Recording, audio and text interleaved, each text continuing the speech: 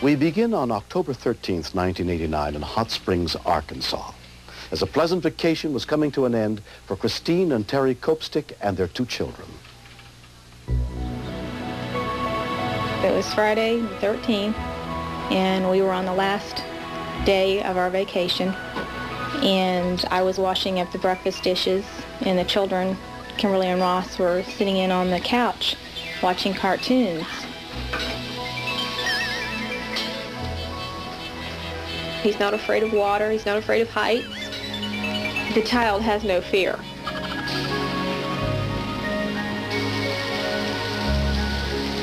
During the family's 1-week stay at the resort, 2.5-year-old Ross Copestick often spent time watching for the ducks that swam in the pond 3 stories below.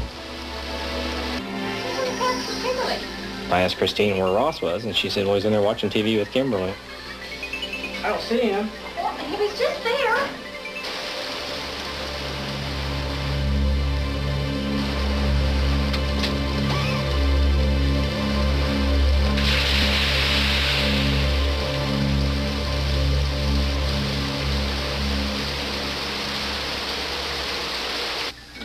Ross?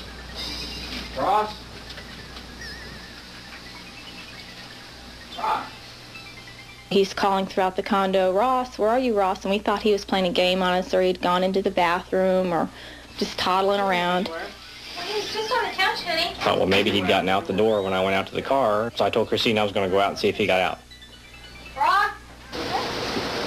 Lyndall and Connie Smith and their son Kendall were enjoying a morning walk around the pond when something caught Lyndall's eye.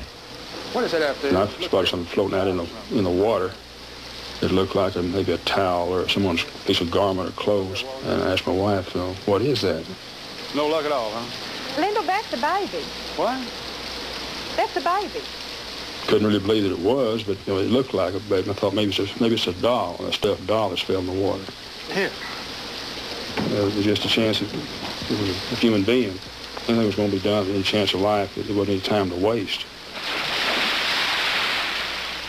All the time I thought, well, it's surely not a baby. I think it's a doll. I hope it's a doll. When I lifted it up out of the water, the face was white and puffy. It just had no life whatsoever. In my mind, a baby is obviously dead. I just ran to the building. I said, just call an ambulance, Baby's drowned out here. When we continue, paramedic Frank Scott and his partner responded to the call. We always make mental pictures of what possibly happened and what to expect when you get there. On the way, you might think of your own kids, and it kind of sends shivers through you. I continued looking through the condo for him, calling for him. And for some reason, I went into our bedroom, the master bedroom of the unit, and I pulled back the curtains.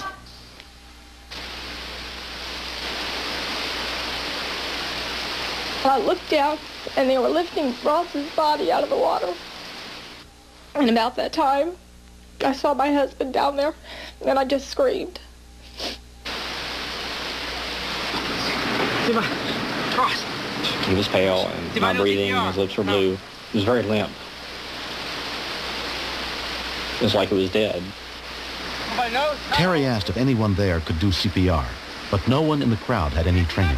Even though I knew how to do CPR because we'd taken a class, I didn't want to be the one to have to do it on my own son. I didn't want to have to be depended on to be the one to bring him back. I know I didn't do CPR right. You're supposed to check for a heartbeat first. I didn't do that, but I did what I had to do, or did what I could do. I continued to breathe, and I could hear Christine screaming. You gotta work his heart. I can't. You gotta work his heart. I grabbed a hold of her by the shoulders and shook her for a second and said, you gotta do it. I was giving him air. To me, that was more than I thought I could do, even at that point. I couldn't do both.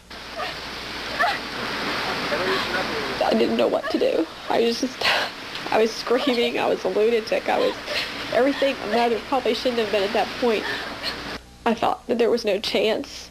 I thought between the fall and drowning that he was gone, that we wouldn't be able to bring him back. And I just couldn't bear that thought.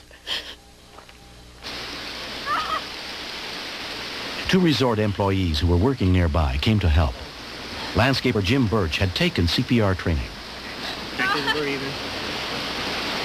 He took Ross and turned him over. A lot of water and garbage came out. It was about that time that we first heard a sound from him, just kind of a real faint whine.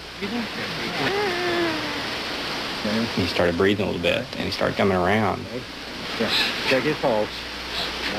When I heard him moaning and groaning, I knew he was at least alive and had a chance.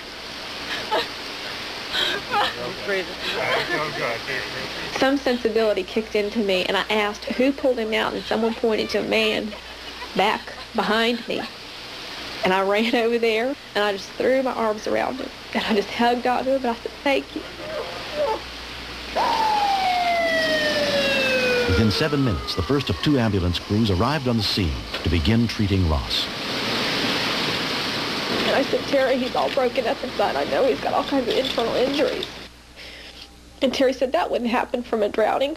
That just wouldn't happen. I said, Terry, he fell from 3 floors up. And I pointed to the window. You got the screen hanging out. I looked up at the window and saw the screen hanging halfway out. All of a sudden, he's back in possibly a critical situation. Getting him breathing again suddenly seemed like the minor thing. It was what's wrong inside now. Doing okay? Good. My first concern was the spinal cord being in fallen, and then other injuries he possibly could have received from the CPR. We put the cervical collar on him, 2 and 3. rolled him onto the long spine board, and immobilized him. 1, 2, and 3. Okay. The paramedics, they just kept wrapping him with more and more things to steady him. They were afraid his back might be broken. Real still, you're doing good. And then they took him into the ambulance, and they put oxygen on him. They put heart monitors on him. They had all kinds of things. And I just kept praying. I said, please, God, don't let me lose him. Ross was taken to National Park Medical Center, where he underwent a battery of tests. The doctor came out, and this is 6 hours later, and they said, we've done everything we possibly can. We've run every x-ray we can. We can't find anything wrong. Appreciate it. Thank you. Terry and I just looked at each other, and we hugged each other, and we said, you know, this is great. Ross was kept in the hospital for observation. After 2 days, he was released. For him to come away from it to be totally fine, it's almost like a dream. It had to be a miracle of some kind that he was up and around.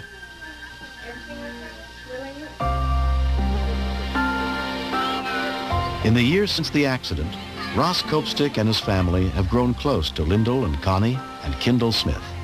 The Smiths had not been around there and saw him. They were the only ones around. Who knows, it may have been too late by the time we finally realized it. I think Lyndall and Connie, they've always been special people since we've met them. They think they were meant to find Ross so that we could create a special relationship. And I hope we always keep this going. It's amazing that he's alive. It's hard to describe how you feel about a child like that really might not have been here had all of the events not happened like they did. He had his whole life ahead of him. He's this little kid. He might be the president of the United States someday. And I'm just glad he's still alive. He was meant to be saved for some reason. That remains to be seen. We're going to have to wait for Ross to grow up.